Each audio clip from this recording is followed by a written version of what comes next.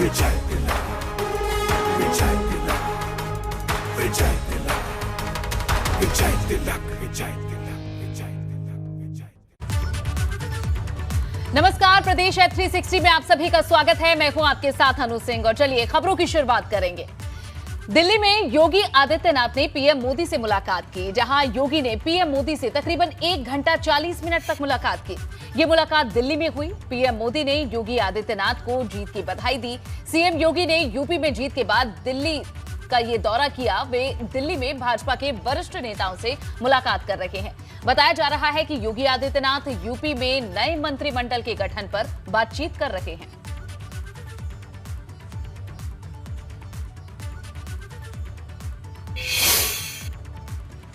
वहीं मुलाकात के बाद प्रधानमंत्री नरेंद्र मोदी ने ट्वीट किया। पीएम ने लिखा कि आज योगी आदित्यनाथ जी से भेंट हुई। उन्हें उत्तर प्रदेश चुनाव में मिली ऐतिहासिक जीत की बधाई दी। बीते 5 वर्षों में उन्होंने जन आकांक्षाओं को पूरा करने के लिए अथक परिश्रम किया है। मुझे पूर्ण विश्वास है कि आने वाले वर्षों में वे राज्य को विकास की और अधिक ऊंचाइयों पर ले जाएंगे। तो ये ट्वीट मुलाकात के बाद पीएम मोदी की ओर से किया गया।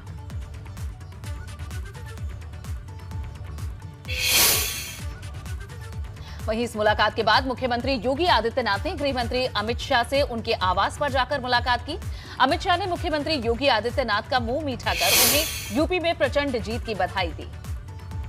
उस दौरान की ये तस्वीर भी है जब गृह मंत्री अमित शाह से भी सीएम योगी ने मुलाकात की और इस प्रचंड जीत पर गृह मंत्री ने उनका मुंह मीठा किया, उन्हें मिठाई खिलाई।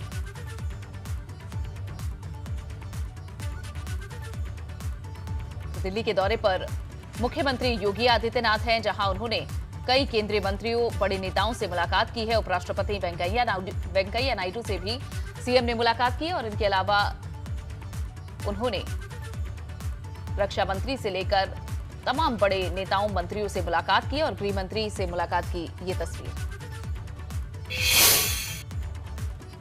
गृहमंत्री अमित शाह से मुलाकात के बाद सीएम योगी रक्षा मंत्री राजनाथ सिंह से मिलने के लिए पहुंचे। राजनाथ सिंह की पत्नी ने सीएम योगी की आरती उतारी। राजनाथ सिंह ने फूलों का गुलदस्ता देकर सीएम का स्वागत किया। रक्षा मंत्री राजनाथ सिंह की पत्नी ने योगी आदित्यनाथ की आरती की और तस्वीर में आप देख सकते हैं रक्षा मंत्री राजनाथ सिंह भी खुद बाहर मौजूद थे और उसके बाद उन्होंने भी फूलों का गुलदस्ता देकर उन्हें बधाई दी।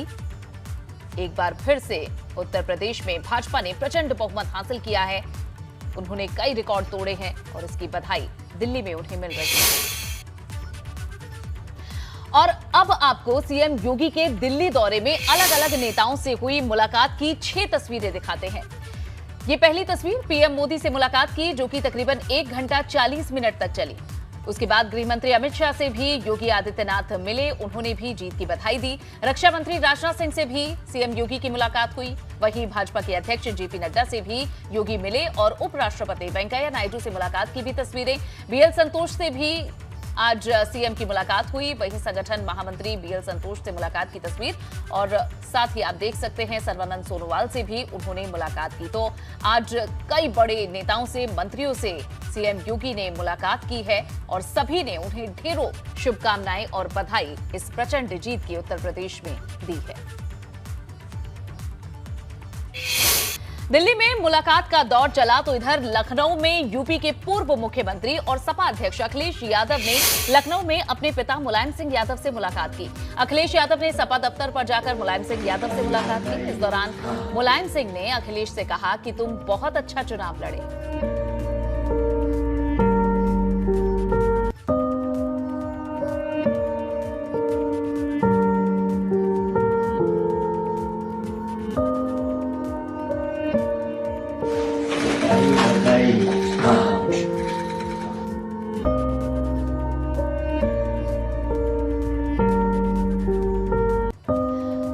हार के बाद उदासी लाजमी है, लेकिन इस तरह की शाबाशी और सांत्वना जब पिता मुलायम सिंह यादव से अखिलेश यादव को मिली तो उनके चेहरे पर भी मुस्कान आई।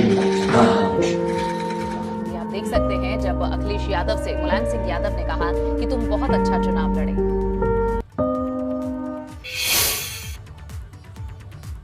चलिए बढ़ते हैं आगे। मेरठ की सरथना विधानसभा सीट से हार के बाद गांव खेड़ा में पूर्व विधायक संगीत सोम के समर्थन में पंचायत का आयोजन किया गया। पंचायत में हजारों की संख्या में लोग मौजूद रहे। चुनाव हारने के बाद पहली बार क्षेत्र की जनता के सामने आए संगीत सोम जनता का आभार जताते दिखे। संगीत सोम ने कहा कि समाजवादी पार्टी अब अगले 20 साल के लिए पीछे चली गई है। बाबा का बुलडोजर चलता रहेगा। हालांकि इस दौरान अपनी हार पर संगीत सोम ने जनता पर भी तंज कसा।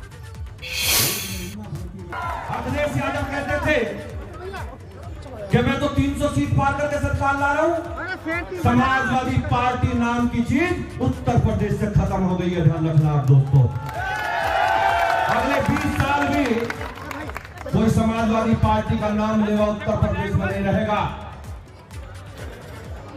क्योंकि बाबा का बुलडोजर पहले भी चलता था। तुम नहीं समझ पाए इस बात पर। मैं कहता था कि समझ में उस दिन आएगा जिस दिन संगीत नहीं रहेगा, और मैं गारंटी से बताता हूं 6 महीने में समझ जाओगे। अब इस बात को 6 महीने में ध्यान रखना। अपनी कमी पे विचार करो। एक बात बता रहा हूं तुम्हें, आज एक ध्यान रखना, तुम जहां 10 साल पहले थे आज उससे पीछे जा रहे हो, ध्यान रखना। उधर यूपी में चुनावी नतीजों के बाद विपक्षी पार्टियों में आपस में ही घमासान शुरू हो गया है। समाजवादी पार्टी द्वारा शिवपाल यादव को नेता प्रतिपक्ष बनाए जाने के कयास पर असदुद्दीन ओवैसी की पार्टी एआईएमआईएम ने चुटकी ली है। एआईएमआईएम ने प्रयागराज में एक प्रेस कॉन्फ्रेंस कर समाजवादी पार्टी पर निशाना साधा कि अखिलेश यादव को वोट लेते वक्त मुसलमान याद आ रहे थे, लेकिन जब पद देने की बात आई तो वह परिवार से आगे नहीं बढ़ सके।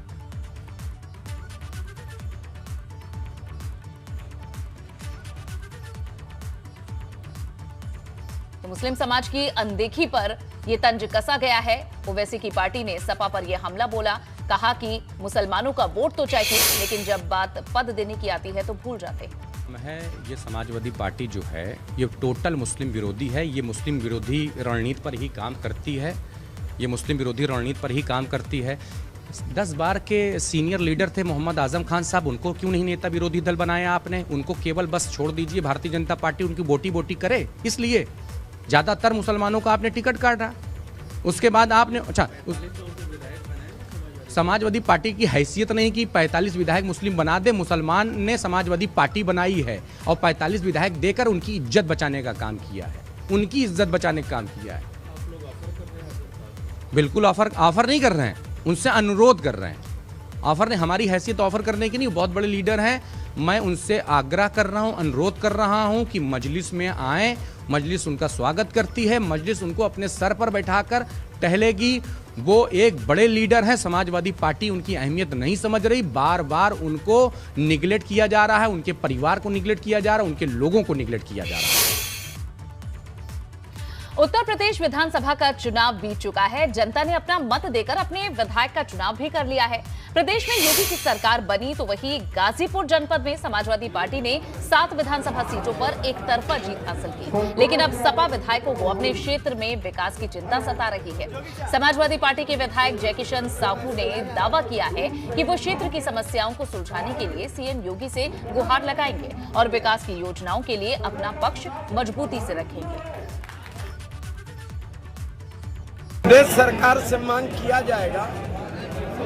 अब तो मेरी सरकार आई नहीं, आदरणीय योगी जी से हम लोग मांग करेंगे कि गाजीपुर जनपद के सदर हॉस्पिटल चाहे मेडिकल कॉलेज की समस्याएं फला हैं, इसको आप जो है निस्तारित करते हुए यहाँ डॉक्टर दीजिए, दवा दीजिए, स्टाफ दीजिए, जो गाजीपुर की जनता को राहत मिले, सुविधा। यूपी में प्रचंड बहुमत से भाजपा की वापसी के बाद अब मथुरा में श्यामलला के भव्य और दिव्य कॉरिडोर और भूमि विवाद को खत्म करने की मांग भी जोर पकड़ने लगी है।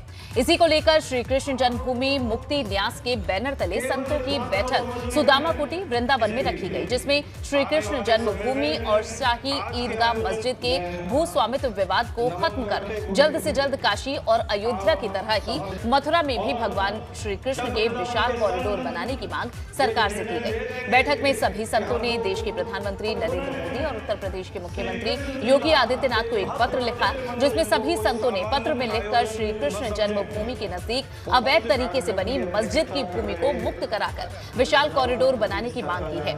साथ ही सभी संतों ने ये शपथ भी ली है कि वे श्री कृष्ण जन्मभूमि निर्माण के लिए तन मन धन से सहयोग करेंगे और भगवान श्री कृष्ण का दिव्य भव्य मंदिर बनाएंगे।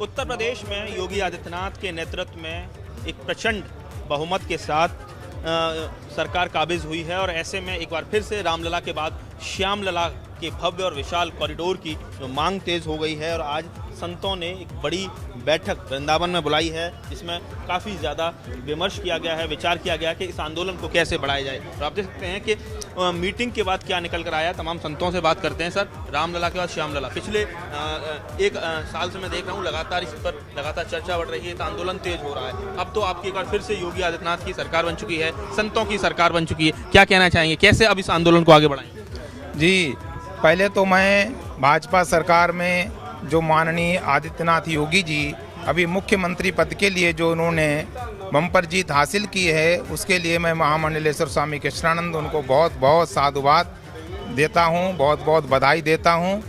और अब हम सब हिंदुओं को और संतों को ये उम्मीद है, ये विश्वास है कि भाजपा सरकार के नेतृत्व में भगवान श्री कृष्ण जन्मभूमि पर बहुत शीघ्र मंदिर निर्माण होगा। जैसे अयोध्या में श्री राम मंदिर का निर्माण हो रहा है, वैसे ही अब इतना लंबा समय नहीं लगना है, जैसे ही वहाँ प्राण प्रतिष्ठा होगी और वैसे ही श्री कृष्ण जन्मभूमि पर ही भगवान श्री कृष्ण का दिव्य मंदिर बनना प्रारंभ हो जाएगा। श्री कृष्ण जन्मभूमि मुक्ति न्यास के बैनर तले ये लगातार जो कहा जाए आपका आंदोलन है, आपका आंदोलन आप सड़कों पर भी है, आप मीटिंग भी ले रहे हैं, इसके साथ ही आपका कोर्ट में भी तेजी से सुनवाई आगे चल रही है। तो आज आपने कई सारी शपथ ली है, क्या लिया है शपथ? देखिए, ऐसा है, ये आंदोलन हमारा नहीं है, ये आंदोलन तो श्री कृष्ण भगवान का। पहले तो आप ये समझ लीजिए, वो चाहें तो जो भगवान चाहता वही होता है। भगवान चाह रहा है, जागृत हो रही है और अवश्य मंदिर बनेगा। देर है लेकिन अंधेर नहीं, मंदिर जरूर बनेगा, कृष्ण का वहीं पे बनेगा और हम सतत प्रयास कर रहे हैं इसी श्रृंखला में। अब आगे का प्रयास ये रहेगा कि हर भारतवर्ष के हर गांव में, गली गली में, घर घर में श्री कृष्ण का भजन हो, जिससे भगवान प्रसन्न हो। तो एक तरफ ये मांग रखी गई, उधर केंद्रीय राज्य मंत्री निरंजन ज्योति ने आज मथुरा पहुंचकर बांके बिहारी के दर्शन किए और आशीर्वाद लिया। निरंजन ज्योति ने कहा है कि जल्द ही मथुरा में श्री कृष्ण जन्मभूमि का भव्य निर्माण होगा। अयोध्या निर्माण हो रहा है, काशी में कॉरिडोर बन चुका है, अब मथुरा में भी श्री कृष्ण मंदिर बनेगा।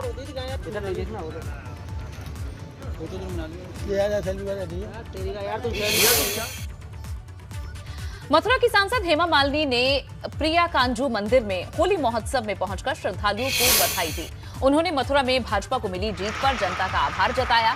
यही नहीं, हेमा मालिनी ने देवकीनंदन महाराज को आध्यात्मिक यात्रा के 25 साल पूरे होने पर बधाई दी। उन्होंने दावा किया कि जब वे पहली बार सांसद बनने मथुरा आई थी, तब देवकीनंदन महाराज ने मार्गदर्शन किया और प्रोत्साहित किया था, जिसके बाद देवकीनंदन ठाकुर जी महाराज ने स्मृति चिन्ह देकर उन्हें सम्मानित किया। मैं चाहूंगा कि हमारे श्रीमती हेमा मालिनी जी देंगी और फिर हम आगे उत्तराखंड के चुनाव में भाजपा को प्रचंड जीत मिली है, लेकिन मुख्यमंत्री पुष्कर सिंह धामी को के चुनाव हारने की वजह से आलाकमान की टेंशन बढ़ गई है। देहरादून से दिल्ली दरबार तक मंथन जारी है। उत्तराखंड के सियासी गलियारों में अब सबसे बड़ा सवाल यही है कि आखिर किसको मिलेगी उत्तराखंड की कमान।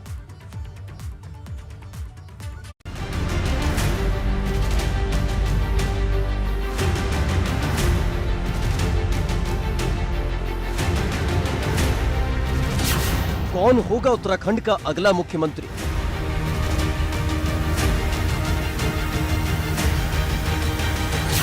सीएम धामी हारे, अब भाजपा किसके सहारे?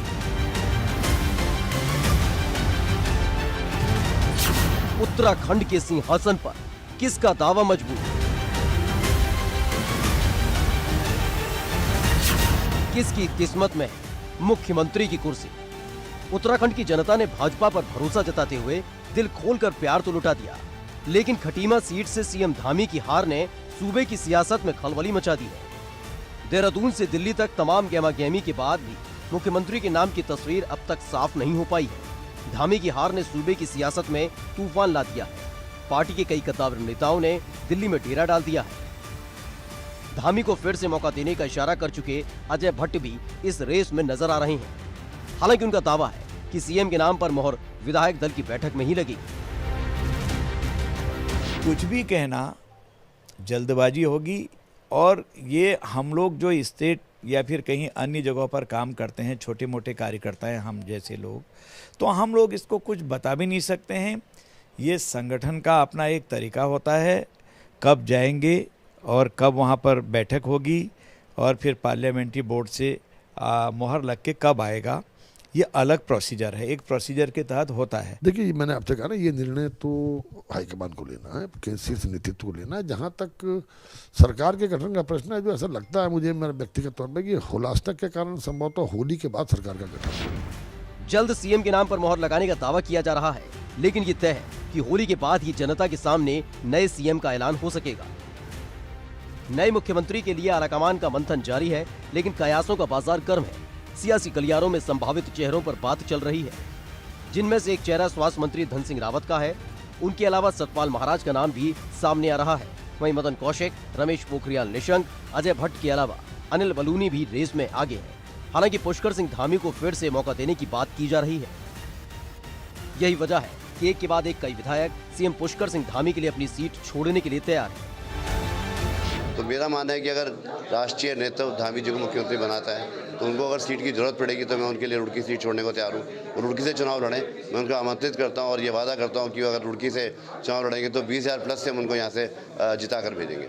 मैं आपको बिल्कुल मैंने आग्रह भी किया है, मैंने कई लोगों से अपने संगठन से बात भी की और मैं आज भी कह रहा हूँ, आपके माध्यम से भी कह रहा हूँ कि ऐसा युवा एक बार उनको बागडोर मिले।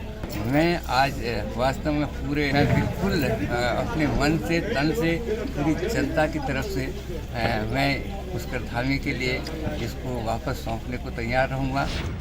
हालांकि अब फैसला भाजपा आलाकमान को करना है। अगर वो दोबारा चुनाव कराने को तैयार है तो धामी को फिर से मौका मिल सकता है, या फिर अजय भट्ट और रमेश पोखरियाल निशंक की ताजपोशी हो सकती है। लेकिन अगर दोबारा चुनाव का रिस्क नहीं लिया तो फिर नवनिर्वाचित विधायकों में किसी भी चेहरे की किस्मत खोल सकती है। Bureau report, ABP Ganga.